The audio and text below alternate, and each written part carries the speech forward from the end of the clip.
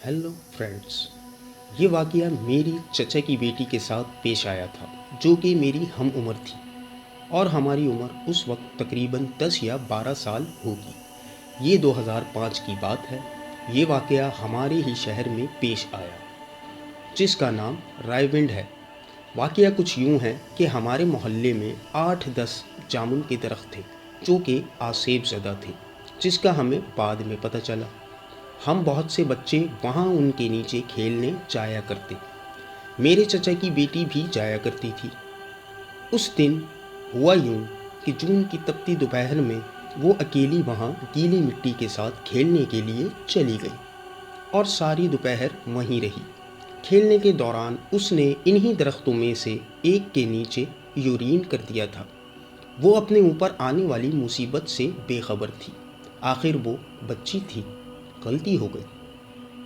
उस दिन वो शाम को घर आई। 1-2 दिन तक तो वो बिल्कुल ठीक रही, लेकिन उसके बाद जो हुआ वो खौफनाक था। वो बच्ची अचानक बीमार पड़ गई। उसका रंग नीला सा हो गया था और वो दिन ब दिन कमज़ोर होने लगी। अभी तक सब इस बात से बेखबर थे कि वो आसेब का शिकार हो चुकी है, और फिर अचानक एक दिन ऐसा वाक़या पेश आया कि जिससे सबके दिल दहल गए। इस वाक़ये ने हम सबको हिला कर रख दिया।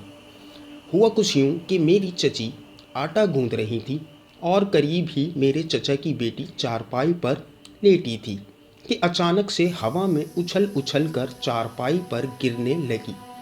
कभी हवा में ऊपर जाती और धड़ाम से चारपाई पर गिरती। चची घबरा गईं और बहुत ज़्यादा डर भी गईं कि आखिर ये सब क्या हो रहा है। उन्होंने इस वाक़ये के बाद एक बाबा आलिम को दिखाया, तो उसने ये वाज़े कर दिया कि लड़की आसेब ज़दा है। उसने लड़की को काफ़ी मारा, इसलिए कि उसके अंदर गैर मरई मखलूक थी, लेकिन इस मखलूक को कोई फ़र्क नहीं पड़ा और चंद घंटे बाद इस लड़की को वापस घर ले आए। वक्त गुजरने के साथ साथ उसका रंग बहुत ज़्यादा नीला होता जा रहा था, जैसे उसके खून को जलाया जा रहा हो। आखिर थक हार कर वो इस दुनियाए फ़ानी से रुखसत हो गई और ज़िंदगी से हाथ धो बैठी। इस वाक़ये के बाद हम कभी उन जामुन के दरख्तों के पास खेलने न गए। रात 8 बजे के बाद मैं उन दरख्तों से खौफनाक आवाज़ें सुना करता था, लेकिन ये तो कभी नहीं सोचा था कि ये जिन्नात की आवाज़ें हो सकती हैं। वो जामुन के दरख्त तो अब कट गए और वहाँ घर बना दिए गए, लेकिन उन घरों को देखकर उतना ही खौफ आता है जितना उन दरख्तों को देखकर आता था। अल्लाह ताला हम सबको अपनी अमान में रखें, आमीन। अपनी दुआओं में याद रखिएगा। अल्लाह निगहबान।